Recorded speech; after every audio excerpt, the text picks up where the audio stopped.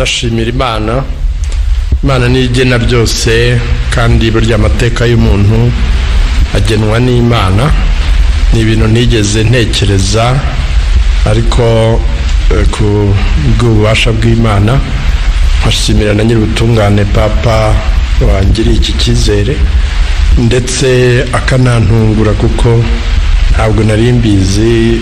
Mu kanya nibwo abantu bagiye babimbirira, hanyuma nza kubona nabambwira ko ari inkuru y'impamu. Ni ibintu rero nshimira Imana, ko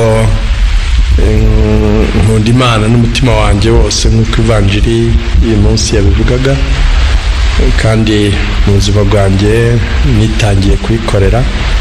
Rero icyizere ngiriwe n'umwanya mpawe, nshimishijwe nuko nzashobora kuyikorera kurushaho mu rwego rwa kiliziya, ko nkunda kiliziya nk'umuryango washyizweho n'Imana mu buryo bwo kwamamaza urukundo rwayo. Inkuru nziza y'umukiro. Uruzinduko Perezida Kagame yagiriye Vatikani kwa Papa muri 2017, abantu benshi barusobanuye nk'ikimenyetso cyiza cy'umubano wa Kiliziya ndetse n'u Rwanda. Ese mutekerezaho kuba muhawe ubukardinali bifitanye isano n'imibanire y'u Rwanda na Kiliziya Gatolika ku isi? Nabyo ni byiza, kuko igihugu gifite umubano mwiza na Kiliziya, binavuga umutekano, bituma dushobora gukora byinshi. Ariko mu rwego rwa Kiliziya nanone Papa areba na Kiliziya ukwemera kw'abakristu, ibikorwa bya Kiliziya cyane cyane mu kurushaho kurema umuryango wunze ubumwe wa kivandimwe, kurushaho kwamamaza ivanjiri kugira ngo abantu barusheho kumenya Imana n'izina ryayo rishobore gukomeza guhimbarwa. Rero byose iyo bishyize hamwe bituma ntabwo ari ryo ku giti cyanjye, ahubwo ni Kiliziya y'u Rwanda n'igihugu, kuko bigaragara urugendo twakoze n'ubutumwa dukora, ko Kiliziya ku isi ibona hari ubuhamya n'umusanzu mu iyogezabutumwa muri rusange no mu bikorwa bya Kiliziya dukora. Mukomeje ku kibazo nifuza gusorezaho kijyanye no kuba kardinali. Ni mwebwe kardinali wa mbere u Rwanda rugize. Ese ibyo bivuze iki mu mikorere ya Kiliziya? Murakomeza zino nshingano mwari mufite? Hari icyo byongerera nk'agaciro k'inyongera kuri Kiliziya yo mu Rwanda? Bimeze bite? Ni ubwa mbere mu mateka, kuko muri aka karere kacu diyoseze yari ifite umukardinali kugeza ubu yonyine ni iya Kinshasa. N'ubu ngubu uriho yaratowe vuba, ashyizweho gusimbura kardinali wari ugiye mu kiruhuko cy'izabukuru. Ku buryo rero ni ishema rikomeye n'icyizere gikomeye Kiliziya igiriye igihugu cy'u Rwanda. Ahandi hari umukardinali muri Nairobi Kampala yacyuye igihe, n'uwa Dar es Salaam nawe yacyuye igihe. Rero biba bivuga ngo umuntu aba agiye mu rwego rw'abajyanama ba Papa, ndetse akagira na Kiliziya ahabwa muri diyoseze ya Roma nk'umuntu bagize bajyanama ba Papa, ndetse mu bakardinali naho havamo abatora Papa iyo Papa ashaje, cyangwa se n'abatorwa nabo babamo. Ariko cyane cyane rero mu kurushaho kureba noneho Kiliziya muri rusange ku isi n'iyogezabutumwa muri rusange ku isi. Ubwo rero nka Kiliziya mu Rwanda tuba twishimiye ko dushobora gutanga umusanzu wacu, n'ijwi ryacu rikaba ryakumvikana mu musanzu w'iyogezabutumwa muri rusange ku isi. muragumana inshingano mwakoraga hano? Ndakomeza keretse iyo hari ubundi butumwa bampaye nuko bashobora kubuha n'umwepiskopi cyangwa umupadiri, n'ubundi nkomeza ubutumwa bwanjye.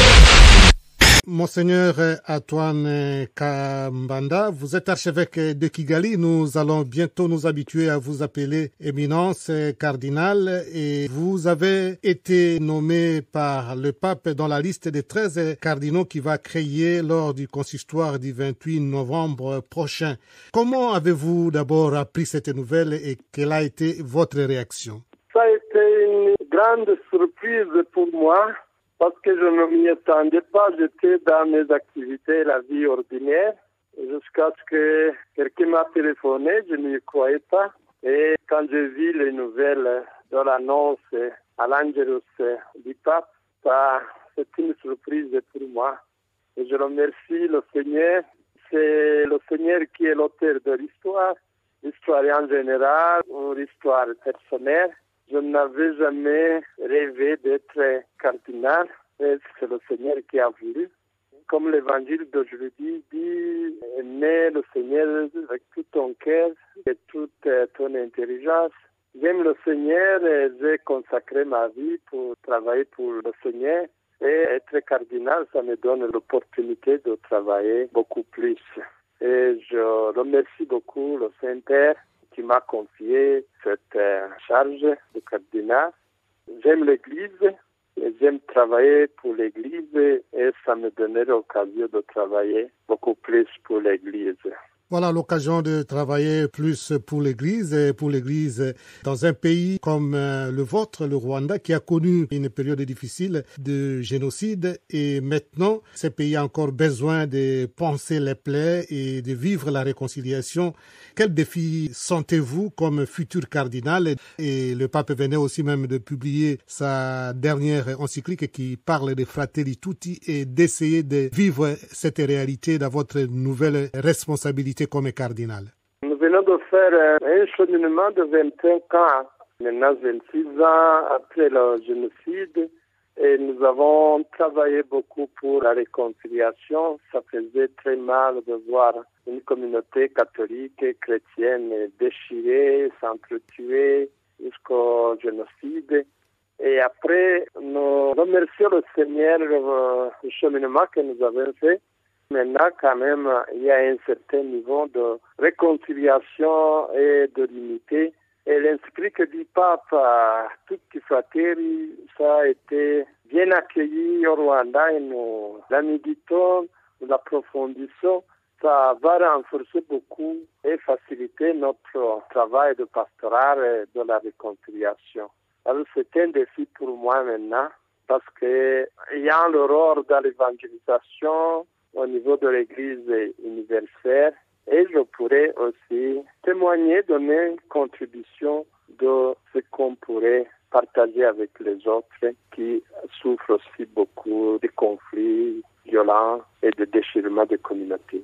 Vous avez dit que vous aimez l'Église, évidemment l'Église vous aime aussi. Le 7 mai 2013, vous avez été nommé évêque de Kibungo, et depuis le 19 novembre 2018, vous avez été nommé par le pape François comme archevêque de Kigali, et maintenant vous êtes cardinal de l'Église universelle, donc au-delà de Kigali, du Rwanda. Est-ce que vous mesurez cette grandeur de cette charge, de la confiance que l'Église vous fait? Oui, je remercie le Seigneur. C'est pour moi toute la grâce du Seigneur qui fonctionne dans son Église. Et aujourd'hui, où l'Église a beaucoup de défis, on a beaucoup besoin de travailler pour faire comprendre et transmettre le message du salut. C'est une joie, mais aussi une grande charge et défi. Si ma mémoire est bonne, est-ce que vous ne serez pas le premier cardinal de votre pays? Oui, dans l'histoire du Rwanda, je suis le premier cardinal. Dans la région d'Asiac, donc le Rwanda, le Burundi et l'RDC, on avait cardinal de Kinshasa seulement. Mais maintenant, c'est une grande joie pour la région des Grands Lacs, pour la FEAC, d'avoir deuxième cardinal. Quel message vous pouvez donner à vos compatriotes d'abord du Rwanda pour cette joie d'avoir un premier cardinal et aussi pour cette région des Grands Lacs qui a besoin, comme vous l'avez dit, peut-être des grands messages de réconciliation, comme mot de la fin? Je remercie beaucoup mes collègues, les évêques du Rwanda et de la FEAC, de la collaboration, la solidarité, le travail que nous faisons. Si le pape m'a nommé cardinal, c'est aussi grâce à toute la communauté. Je le dois aussi à la foi, le travail et la pastorale de la communauté. Pour ce que les gens, je remercie beaucoup. Deuxièmement, je les assure de ma collaboration et solidarité, surtout pour la paix et la réconciliation dans la région. Nous vivons des temps de tension. Maintenant, c'est mélangé avec le Covid-19. Nous avons besoin, comme pasteurs, de guider les gens dans la paix et la fraternité. Nous avons toutes les fraternes, c'est un Christ qui va nous éclairer, nous aider beaucoup dans notre pastoral de réconciliation et de fraternité dans la région. Abashimiye murakoze. Son Eminence le Cardinal, tubanje kwishimira kuba turi hamwe namwe, nagira ngo mbabaze uburyo mwakiriye iyi nkuru nziza, ubwanyu mwayakire mute, kandi Kiliziya y'u Rwanda kuba yabonye Cardinal muri urwo rwego mwabyakiriye mute? Nakandi nagira ngo mudusobanurire itandukaniro, abakristo bamenye itandukaniro hagati y'urwego rwa Cardinal n'urwego rusanzwe rw'umwepiskopi. Nakoze ndabanza gushimira Imana kuko ni igitangaza cy'Imana, kuko ntabwo nari mbyiteze, natunguwe cyane. Ntabwo nari nzi ko nyir'ubutungane Papa yatekereza u Rwanda, yanekereza kuko u Rwanda ntabwo ruri mu bihugu bisanzwe bifite abakardinali, nibwo bwa mbere mu mateka. Nkaba rero nshimira Imana cyane, kandi nkashimira na nyir'ubutungane Papa Francisco yangiriye iki cyizere, kandi akaba yakigiriye n'u Rwanda. Nkuko babivugaga, u Rwanda ni igihugu gito, ubusanzwe kitagira kardinali, ariko kuba ari gito ntabwo twakwigaye ubuto. Imana niyo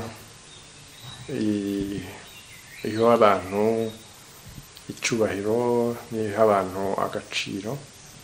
Ku buryo rero twishimira ko Imana yatwibutse nka Kiliziya y'u Rwanda n'igihugu cy'u Rwanda, kuko kuba natorewe kuba kardinali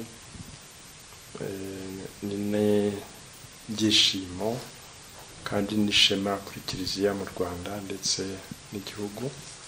Uko nabivugaga, nibwo bwa mbere mu mateka ko u Rwanda rugira kardinali muri aka karere k'ibiyaga bigari, mu muryango duhuriyemo wa Rwanda, Burundi na Congo. Ni kardinali yari Kinshasa, n'ubu yanajya mu kiruhuko cy'izabukuru agasimburwa n'undi nawe akaba kardinali. None ubu n'u Rwanda turishimira ko rubonye kardinali. Mu bihugu duturanye, Kampala arahari ariko ari mu kiruhuko cy'izabukuru, Tanzania arahari ariko ari mu kiruhuko cy'izabukuru, Nairobi niho hari hasigaye kardinali. Bikaba rero hari mu karere twese tubyishimiye.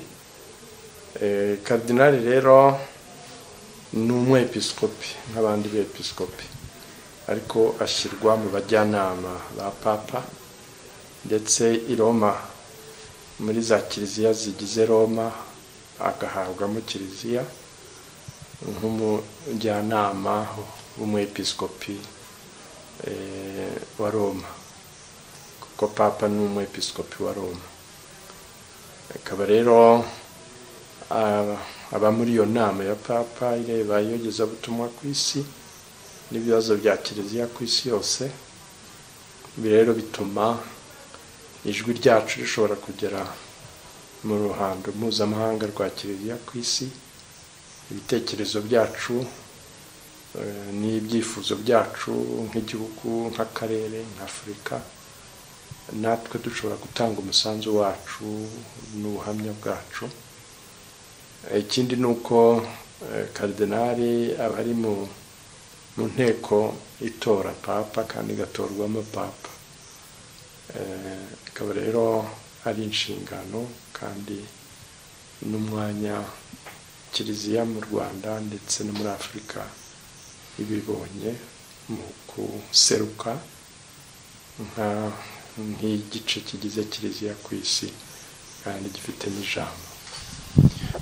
Son Eminence, ku giti cyanyu mwavukiye mu Rwanda muri 1958 Nyamata, murahunga mujya mu buhungiro, seminari ntoya muyigira i Bugande muri Kenya, muza mu Rwanda guhabwa ubusaserdoti muri 1990, muba musenyeri, muba archevêque, mubaye cardinal. Izo nzira muyibona mute uburyo atari inzira isanzwe ariko Imana mu nzira igoramye yari ifite umugambi kuri mwebwe, mu byakira mute mu muhamagaro wanyu Son Eminence? Amateka muri rusange y'isi ya kiliziya n'amateka y'umuntu agengwa n'Imana. Imana niyo mugenga w'amateka. Ntabwo nari narigeze ntekereza ko nshobora kuba naba karidinali, cyane cyane ko mu Rwanda hondi ari igice cya kiliziya kitageraga karidinali, kidafite n'amateka ya karidinali. Urumva rero byaga ari ibintu biri kure, ariko byose mbibona mu mugambi w'Imana. Nta muntu uvuka gutyo gusa Imana itamutekereje. Buri muntu uvuka akabaho, Imana iba hari uruhare yamugeneye azagira mu mateka mu gihe runaka n'ahantu runaka. Ni muri urwo rwego rero mbibona amateka nyabona n'amaso y'ukwemera, mbona ukuboko kw'Imana kugenda kuyobora ibintu n'abantu, kugenda kuyobora amateka. Ariyo mpamvu nshimira Imana cyane, kuko ariyo mugenga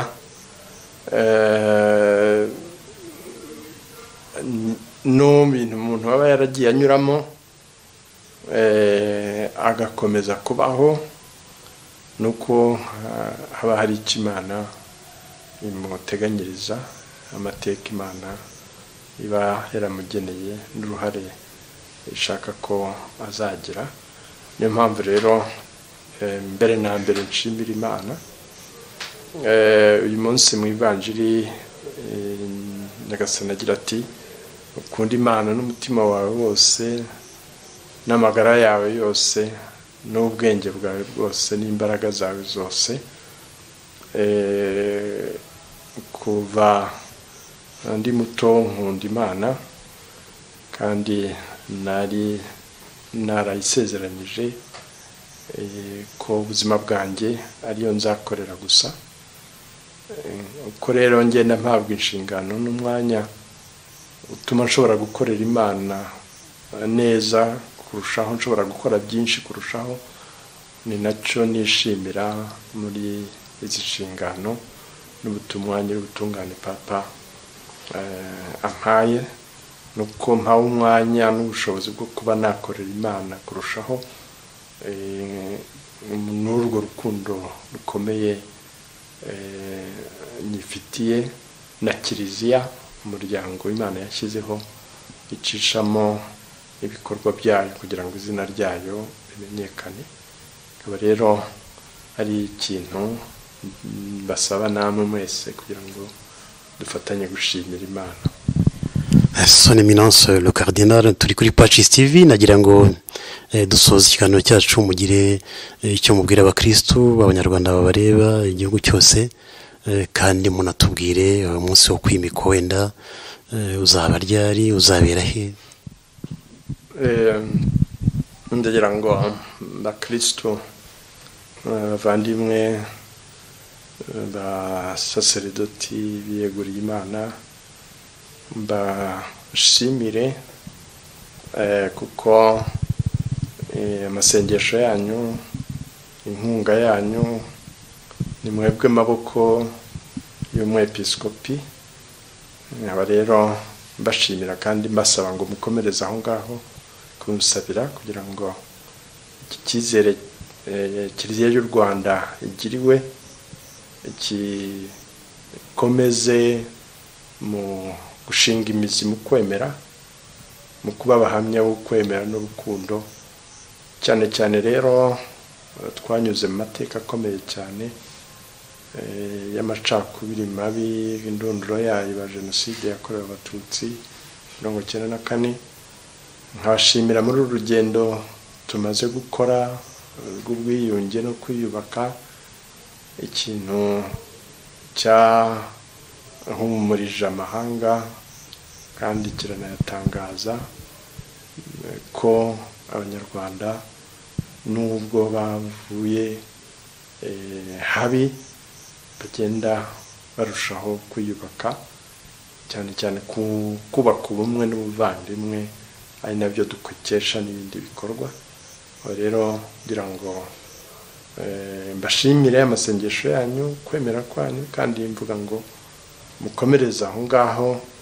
Iki cyizere tugiriwe ku Rwanda rubonye karidinali mu ruhando rw'amahanga, kwemera kwacu, ubumwe bwacu n'ubuvandimwe bwacu birusheho no kubera n'isi yose urumuri n'umunyu. Nkaba rero muri gahunda Papa yatangaje nuko kuri 28 z'ugutaha 28 z'ukwezi kwa 11 aribwo hazabaho umuhango i Roma wo guhabwa ubukardinali mu mihango ikorwa umuntu ahabwa ubukardinali. Rero mbaragiye gukomeza kumusabira kandi no gusabira Kiliziya, gusabira nyir'ubutungane Papa ku nshingano zikomeye afite. Yashatse ko nabo muri mu bajyanama be mu kumufasha kuyobora Kiliziya muri iki gihe, abantu bakeneye Imana ariko kandi bakayishakira hatariho. Murakoze.